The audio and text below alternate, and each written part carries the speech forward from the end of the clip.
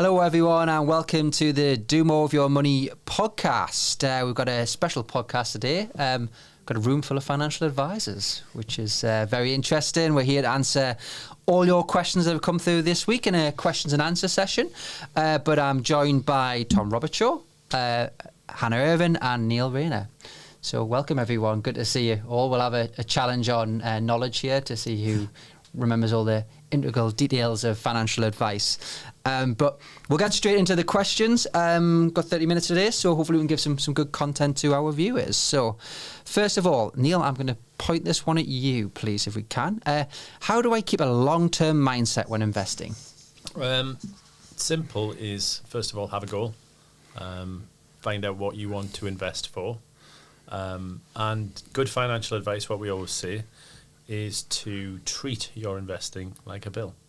So if you've got a monthly wage or a monthly income coming in, the best thing to do is think of how long you wish to invest for, what your goal is. So if your goal was for retirement or if your goal was for school fees, think about that and then treat it as a monthly bill. And then hopefully at the end you'll achieve that goal and that investment amount. Yeah, I think it's a funny one, the long-term mindset, because one of the questions I get asked quite often from clients and others is how often should I log in? And when you're logging on a regular basis, you see that volatility. We've seen that in the last few weeks. I think looking at my own website, we've seen that dip that happened and then it just back up now and actually above where it is. So how would you speak to clients about that, Tom? Yeah, I mean, that's actually quite a good point because, you saw the sort of media, as soon as that dip happened in the Japanese markets and, the media now are very much clickbait and it's trying to just ignore that if you can, and it's so difficult to do. But that'd be one thing that I would say to clients is try and ignore as much of the clickbait media as you can because it'll scare you. But also, like you said, I always say if you can not log on less frequently, but look at your investments less frequently, then the journey is a lot smoother. So I always think quarterly is what I do personally. Now, it's different to every client, but that's what I sort of tend to do with my own pension is look quarterly. It's a funny one. I didn't log in. I'm normally a person that logs in on a regular basis, and I didn't log in because I thought, actually, I'm going to give it a couple of weeks because, I can't predict the future. I'm not proclaiming that I did predict the future, but I thought this will go back up at some point, and I'll log back in when I know I might feel a bit better about it. It's really interesting. I'll just changing that approach slightly. Yeah, and the other thing as well is like markets do draw down every year by quite a decent chunk, and that is quite normal. And although it might be scary, you've just got to understand that will happen every year. It's typically around about 16% drawdown you get every year in the S&P. So just understanding that is normal and having good behavioural coaching around with, from your advisors as well as helping you to, point that out. Don't react to it. Just, give it time and it'll come back. And we've seen that over the last few weeks that it has come back and moved back in the right direction. Yeah, definitely. Thanks, Tom. Okay, question 2. Hannah, this one's for you. Should I tell my financial advisor if my employment or personal circumstances have changed? Yeah, definitely. So that's the whole point of the annual suitability review. It's designed to check, have there been any changes in your circumstances and is there anything that needs to change as a result? So it could be attitude to risk, or perhaps your income's changed and you might be in a position where you could invest more, or you could have come into inheritance, for example. So all these things can make sure that you're taking the necessary action going forward. Yeah, and if it comes to a point where you change your employment or your personal circumstances before your annual review, would you recommend them just to drop a message to their advisor? Yeah, you don't need to wait for your annual review. If anything changes in your circumstances, that's what we're there for. We've got the ongoing service, so you can speak to us at any time. Brilliant. Okay. I think we've discussed this one, which is how often should I review my investments? So we've discussed it on the website, but actually... Well, I think it's good practice to review it annually. But like Hannah said, if your circumstances change, which, life does throw up sort of different events. You may have a purchase that you need to make a family holiday. You need to make, you might be having a new child, new kids. So you need to obviously, that's not just going to happen every year. So you need to obviously update your financial advisor if your circumstances change. And they will change. It's not just a yearly thing, but from a recommendation, from a minimum point of view, we just say, it's good to review your circumstances every year. Yeah, and I definitely know that children will cost you more money. So at my stage in life, I don't know, actually, I've been told that later on they're always going to cost us money, but it is something just to be aware of. And actually, one of the things I did for both my children when they were born was set up junior ISAs. So it was quite a thing that I wanted to get on straight away with. Not huge amounts of regular savings, but just enough that'll give them something when they turn 18. Which hopefully they'll spend wisely off all the good coaching that they get from us. Because you spent all your money wisely when you were 18. Correct, yes, correct, Neil, correct. Tom, next question. Should I make regular contributions to my pension? So we're talking product specific now. Yeah, again, this sort of comes down to your disposable income, first of all.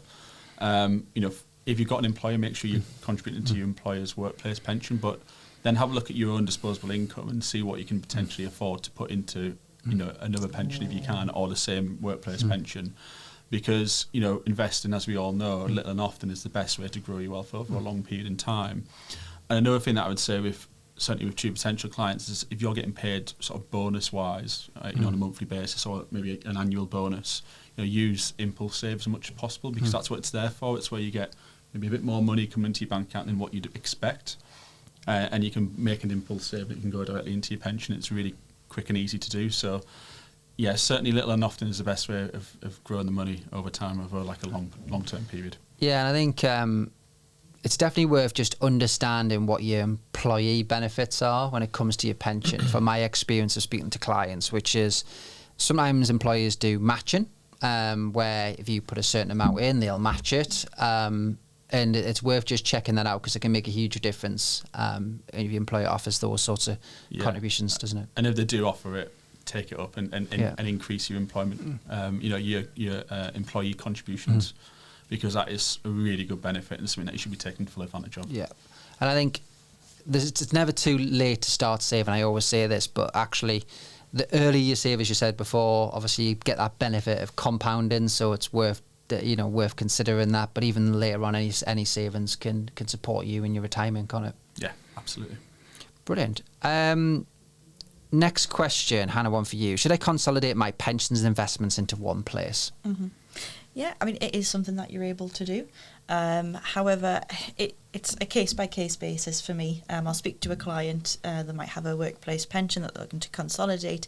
The best thing to do is review that plan first of all and see if it is suitable to transfer over, because it could have safeguarded benefits attached to it.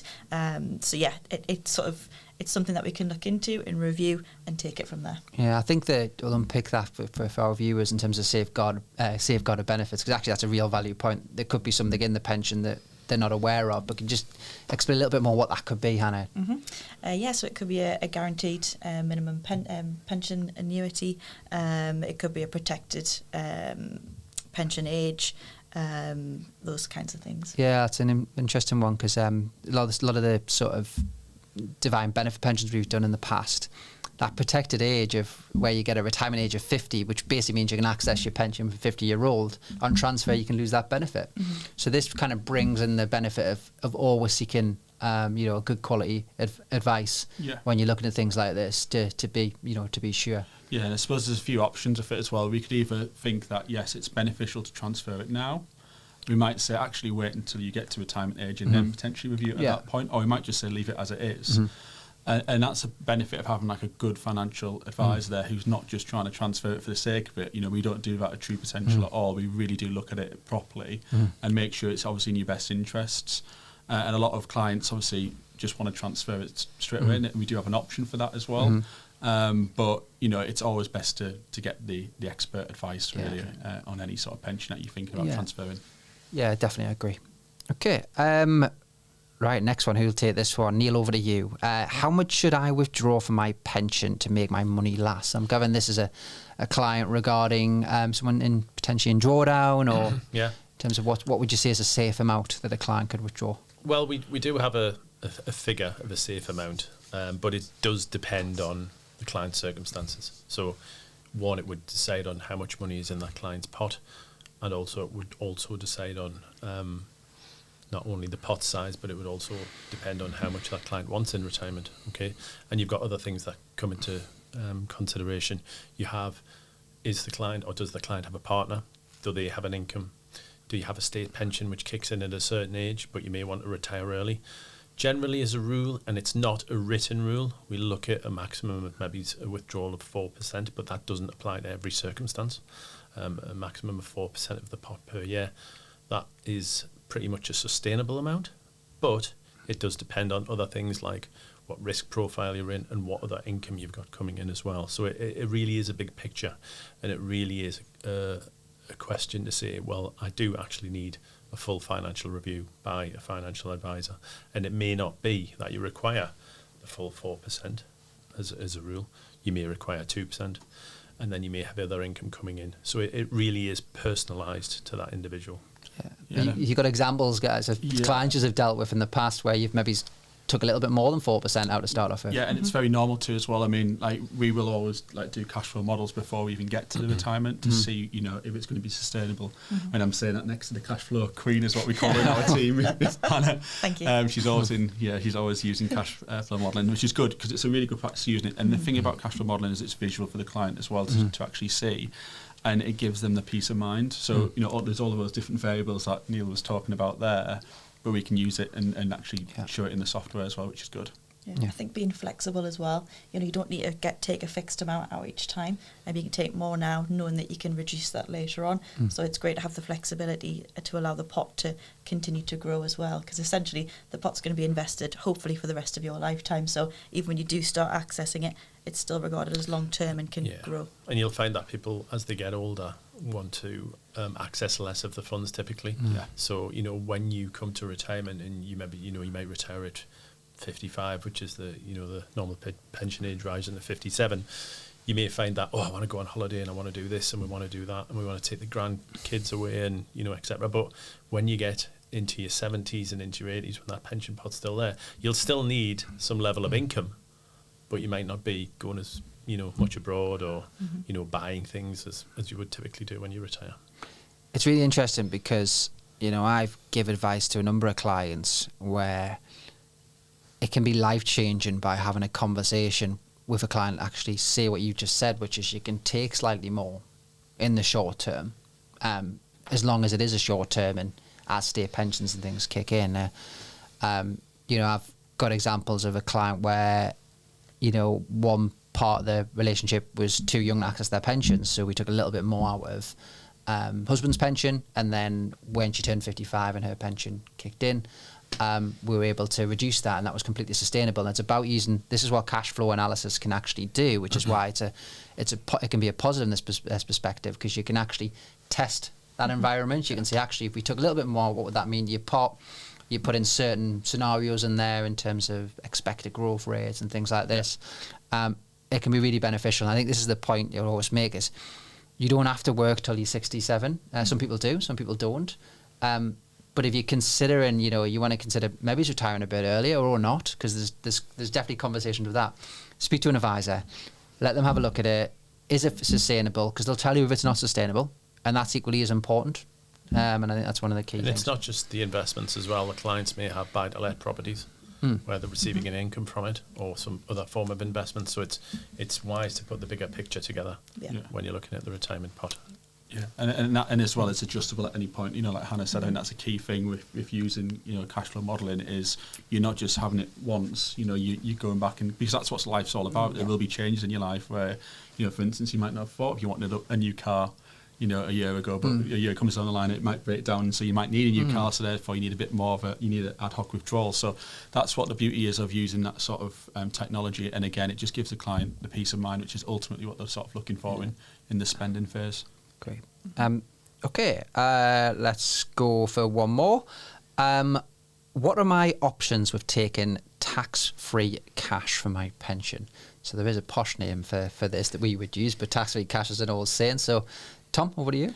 Yeah, so, I mean, the key thing is, I always say, first of all, is you don't have to take it all at once.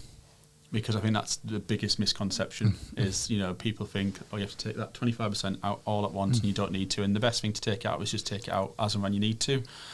One of the real benefits of True Potential is the fact that you don't have to take out the taxable element of your tax-free cash. You can just take the tax-free cash out on its own, which a lot of providers out there still are not able to do at all. So I think that's a big win-win for us. But you can, take it as a lump sum. You can take it monthly. You can actually take it with the taxable if you want to.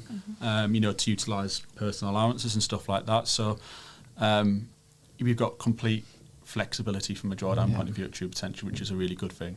Yeah, I've set clients up where we've took enough tax-free cash and income up to their personal allowance, which basically means that there's no tax to be paid. Exactly. And that income has been sufficient for that client. And there will be tax to pay on that income further down the line as their tax-free cash runs out, but it's the most tax-efficient way of doing it. And that's why, once again, it's another example of speaking to an advisor and setting it up appropriately for that individual. Yeah, I find a lot of people think or query whether if you dip into the tax-free cash, does it then freeze the rest of it? Which no, it's on a percentage basis. So as the fund continues to grow, so does that tax-free cash. So again, it's about accessing what you need, as little or as big as that may be. Yeah, that's important because your tax-free cash goes with your investment because on a percentage basis, that's a really valid point. And the other thing I would say as well is to add to that is if you think you're going to need some large ad hoc requirements further down the line, plan for that as well. So set aside some of the tax-free cash for that if you think you're going to need that, because that might help stopping you pushing you into like high rate tax bands and stuff on a large withdrawal. So again, that's important. Yeah, no, it is, and I think it's one of these things. There is as you said quite rightly, Tom, it's a common misconception that you turn 65 or 67 and great, I have to take me 25% out and I get this big cash lump sum and it sits in a bank. And it's not necessarily the wrong thing if you've got needs to use that. But once again, it's just before you don't have to do that. You can take it in installments or you can phase it. As we can see, that's the great thing about it. But also when we talk about retirement planning and people getting older and requiring less income, you could be really tax efficient by saying taking out your tax-free cash, but also your income within your personal allowance if you wanted that little bit more. And then obviously when your tax-free cash runs out, you're still within your personal allowance because you require less income as you get older. Should you use investments to pay off? Should you pay off your mortgage first? Should you invest? Should you use your investment to pay off your mortgage? What would you normally recommend to clients? Obviously, I know interest rates are quite high at the moment, but typically, obviously, for mortgage, you should keep the mortgage going. But one thing that we'd always say is, say if a client's getting later life and they've got a bit of a mortgage left, we always look at getting a mortgage redemption statement first. And from that mortgage redemption statement, we'd look at the interest that they're going to pay, essentially, versus what the assumed growth would be if it was left in the pension. And then we'd make an assumption based on that. So there's no right or wrong answer to it. There's no yes or no to it. Unfortunately, we have to consider it case by case with something like that. And I think that's quite important because you have different interest rates. Like I'm currently locked into I think 1.2%. I'll whisper that. Don't tell that to me. I think I got very, very lucky to tie myself into a 5-year fixed rate mortgage in the January before interest rates went a little bit high. So on that basis, I think I'll be very lucky I ever get a mortgage rate of that amount ever again. Who knows? But to pay that off now, it's fixed in, it would cost me to pay it off, then I'm an example of where that wouldn't make sense. But if you're coming close to your retirement and there might be an argument to pay it off, and I think this is why you've got to do it on a case-by-case basis. Yeah, it might be that you're stuck on the really high interest rates that you had a few months back. Might make sense in that situation. I mean, the majority of the time it doesn't, but it just depends. I think if you had a look over what we were talking about saving, you save over the long term. Whereas if you took the mindset to think, well, I'm going to pay off all my debt first and not save, would that work? Would you go through periods of, high growth? Would it be but would you go through a couple of recessions? So I think to space it out and do a mixture of the both, you're setting yourself some good goals there to say, well, this is going to be paid off in 15 years, but I'm going to contribute a little bit to my pension and maybe up it some more when that gets paid off. So it's all about planning and all about doing it over probably the longer term. Yeah. I mean, the most pension pots or all of the pension pots that we deal with, centrally at True Potential, they're not just lump sum investments. They're regular investments over quite a bit of time. And I think debt should probably be viewed equally the same as well. Because nobody can afford to just get a car and then pay it off straight away. So it's wise to look at it over the longer term. Great. Thanks, Neil. Okay. How much money should I hold in cash savings? Hannah, I'll give this one to you.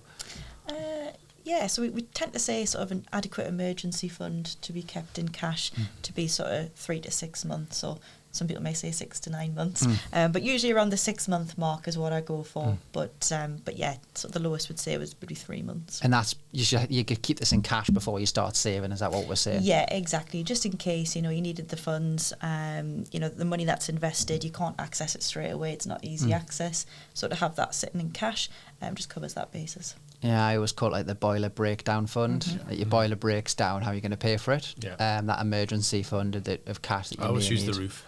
Do you use the roof? The roof, yeah. Because you've just... Do you see a boiler as well? You've just... Dad, So I've just done the roof. You've just done your roof, so you know how much... You know it costs 6 months worth of... That's right, yeah. of salvie. Brilliant. Final question. We'll get everyone's need on this. How can I help my children get a head start with their finances? Should I go with that? Because I think I'm the only one with children at this minute in time. Yeah. So I think the couple of things, obviously you've got the regular saving products, and I weighed this up personally. So I've got junior ISAs for the children. I also have another product for them. The reason why I separated them out is the junior ISA, when Jack and Arthur turn 18, will become theirs, and it'll be up to them what they wish to do with it. And then there's another savings pot which will be up to me what they do with it. Yeah. So just having that balance. So when you're thinking about that type of saving, I think it's really important.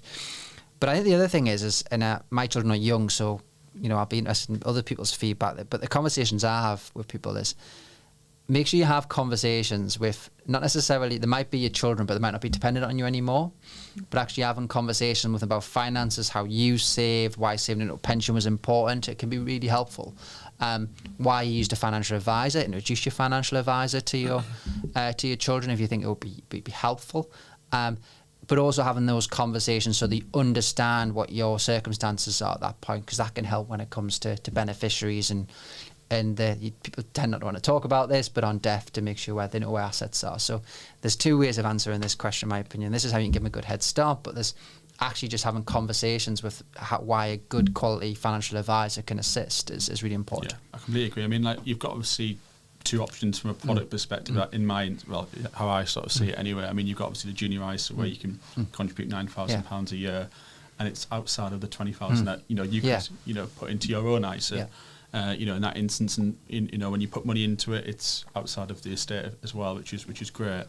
However, if, as you said, Jamie, when the child gets to 18, it becomes their ISA, so they could do whatever they want with it. So you've got to have a degree of trust, I suppose, with a junior ISA. And I suppose if you're doing good coaching like you were doing with your 2 kids, then it'll work fine. But there's also other people who are a bit more anxious around that. And if they're not fully utilising their own ISA allowance, they can actually open an ISA in their name if they wanted to, and label it for the child. Now that would be utilising their own ISA allowance, which is £20,000, but it means that they can then gift it to the children when they want, essentially, which gives them a bit of peace of mind from that aspect. So it is, because 18 is quite a young age. I've always thought, like, if they could move it to, you get it at 23 or 26. I know there's, I'm not saying that anyone that turns 18 is unaware of how to handle the money, but if I had the choice of going, actually, I'm happy this to be gifted to them at, I don't know, 23. I know they're going to be finished university at that point, probably got a job, and here's a house deposit. That might make me feel a bit more comfortable at that point. So I think there is definitely rationale behind it. Yeah, I think it's a really good product, but it doesn't sort of work as well in practice, I think, with the sense that it should have something like that attached to it, where the parent can stop the child from actually getting access to it up until age 25 or whatever, if they wanted to. I mean, that they would it'd be a lot more attractive to investors to use. You see trust set up in that way, don't you, Tom? Yeah, sometimes? you do. Yeah. But they're obviously a lot more complex in nature from a tax perspective. Yeah. So that's the advantage of a junior ISA. It's so so good from a tax perspective, and you've got that additional allowance that you can use as well. Yeah. But I wish the government would just relook at it and just tweak it a little bit to make it a bit better for parents. I think that would definitely, saving for your children's a great thing, and giving that head start in life is always a good thing, because not everyone can do it. I would have thought as well, your average age of buying a house is around 25, 26. Yeah. So, there's that sort of to consider. I don't think many 18-year-olds buy their first house at that age. That will be, I think I was 25, actually, 25, 26, and I bought my first house. So I think I was 25. Yeah. 28. 28? I think I was 28. Yeah, 28. So it would, if your parents had saved an ISA and it matured at that age, and that's what you spent it on, it would be Because I remember my friend had a similar, it wasn't a junior ISA, but it was a trust. It was a child trust fund, and he got it at 18, and that went straight on a car. But that's, but it was helpful fun. That's still good though if it's going on a car. Yeah, at least it's going something. Depends what kind of car it was. It's not going down the pub, is it? Yeah, that's true. That's true. Great. I think one final question from me. What would be if you had one thing that you could say to clients in terms of the benefit of taking advice and using an advisor? What would you say it is, folks? I would say you don't know what you don't know. Yeah. So, and there's a lot of things where you think, oh, where do I even start? Like you say with for cash flow model forecasting, how are you going to know that your pot's going to last, kind of thing. So I think it's just to answer all those questions and help sort of guide and build an illustration to see what could be possible and sustainable. Yeah, I completely agree with that. Like, I think once you've actually had a financial advisor who gives you proper planning and gives you all about cash flow modelling, you realise, like, afterwards that what would I do if I were? And especially if you're getting close, when you're from age 45 and above, I think that's really where the benefit of a financial advisor comes into play. Yeah, okay. Yeah, I think the professionalism as well. Make sure you're getting an FCA registered financial advisor. We see an increase in this moment. We were just talking about it before, about Bitcoin and social media and stuff like that. That's exploded over the last 2 to 3, 4 years. And you see all sorts of people on there saying, do this. But if you take it through a licensed FCA registered financial advisor, you're getting proper regulated advice. Which all of us are, and anyone of a client of True Potential connected to an advisor will be registered. You can access the FCA register to view that as well. And I would recommend to do, anytime you're dealing with anyone that's talking investments, I would check that they're regulated. Yeah, anyone can do it. It gives you the protection. Google check, go on there, type the individual's name. Yeah. And they'll come up. Brilliant. Thanks, Neil. And thanks, everybody. Really good session today and hopefully useful. Just a quick reminder, if you do like what you see and you like what you see or listen to, please do subscribe and share the podcast. And many thanks for listening. And thanks, everyone. Have a great weekend, wherever you're watching this. Thank you. This video is not a recommendation or personal financial advice. With investing, your capital is at risk. Investments can fluctuate in value, and you may get back less than you invest.